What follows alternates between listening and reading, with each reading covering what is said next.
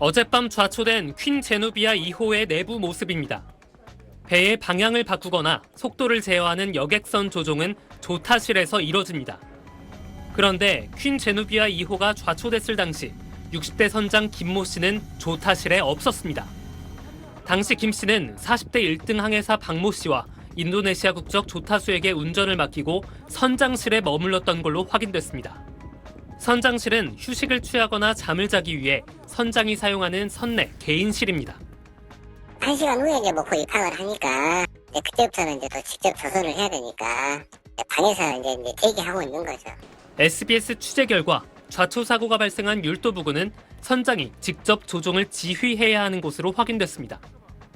이 여객선 운영사가 작성한 운항 관리 규정엔 율도 부근이 목포구와 장둑수도 등과 함께 선장이 선박의 조종을 직접 지휘해야 하는 구간으로 명시하고 있기 때문입니다. 배가 좌초된 족도는 규정에 언급된 율도 부근과 직선으로 1.7km 거리밖에 되지 않아 선장이 직접 조종을 해야 하는 구간인데 그러지 않았던 겁니다. 선원법을 위반할 경우 1년 이하의 징역 또는 1,000만 원 이하의 벌금형이 가능합니다. 해경은 사고 당시 조타실에 없었던 선장 김 씨를 상대로 선장실에서 뭘 하고 있었는지 등을 추궁한 것으로 파악됐습니다.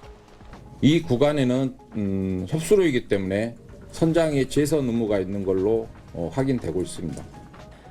해경은 중과실 치상 혐의로 입건한 김 씨에 대해 선원법을 위반했는지도 확인하고 있습니다.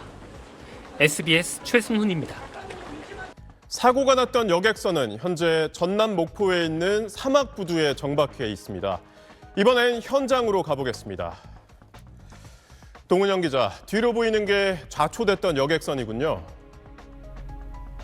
네, 제 뒤로 보이는 여객선이 어젯밤 좌초됐던 퀸 제누비아 2호입니다. 낮에 본 여객선은 사고 충격으로 배 아래 앞부분이 심하게 찌그러져 있었습니다. 강철판이 쪼개지거나 여기저기 금이가 있었고 부서진 틈 사이로 무인도에 있던 걸로 추정되는 나뭇가지들이 박혀있는 모습을 볼 수 있었습니다. 여객선은 사고 발생 9시간 반 만인 오늘 새벽 5시 45분쯤 이곳 목포 사막부두 여객터미널로 입항했습니다. 물이 차오른 만조 시간에 맞춰 예인선 4척이 좌초됐던 여객선을 바다로 다시 띄웠고 여객선은 자체 동력으로 여기로 입항했습니다. 이곳에선 오늘 오후 2시간 동안 해경과 국과수의 합동 감식이 진행됐습니다. 감식반은 특히 여객선 방향을 바꾸는 타기 부위를 집중적으로 조사한 걸로 전해졌습니다. 해경은 타기에 이상이 생겨 사고가 났던 1등 항해사 박모 씨의 진술을 포함해 모든 가능성을 조사하겠다는 입장입니다. 관제센터도 해경 수사 대상에 올랐다고요? 네, 퀸 제누비아 2호가 무인도와 충돌하기 전까지 관제센터는 배가 항로를 이탈한 사실을 전혀 몰랐던 걸로 확인됐습니다. 승객 수백 명을 태운 여객선이 정상 항로를 이탈해 좌초될 때까지 약 3분 동안 운행했댔는데 해상 교통안전을 책임져야 할 관제센터가 여객선이 항로를 벗어났다는 사실을 사고가 난 뒤에 알았던 겁니다.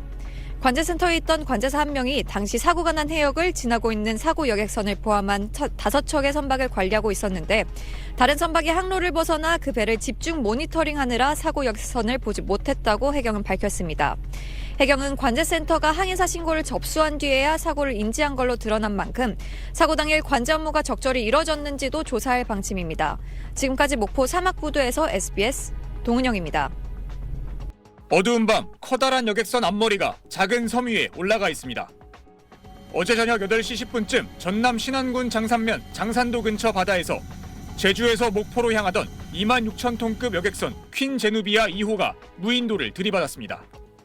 여객선은 원래 무인도에서 1.6km 떨어진 변침 지점 주변에서 방향을 바꿔야 했지만 그대로 직진하면서 정상 항로를 180m 정도 벗어난 뒤 약 3분 만에 무인도와 충돌했습니다. 쿵 하고 밀렸는데 그대로 끼익 하더니 밖에 나가보니까 섬에 부딪혀 있었어요. 넘어질 정도로. 사고가 난 여객선엔 승객 246명과 승무원 21명 등 모두 267명이 타고 있었는데 해경은 현장에 경비정 등을 급파해 사고 발생 3시간 10분 만에 전원 구조했습니다. 이후 이들은 목포해경 전용 부두로 옮겨졌는데 30명이 두통과 어지럼증 등을 호소해 병원 치료를 받았습니다. 사고 당시 여객선은 선장 대신 1등 항해사와 조타수가 조종했던 걸로 경찰 수사 결과 드러났습니다.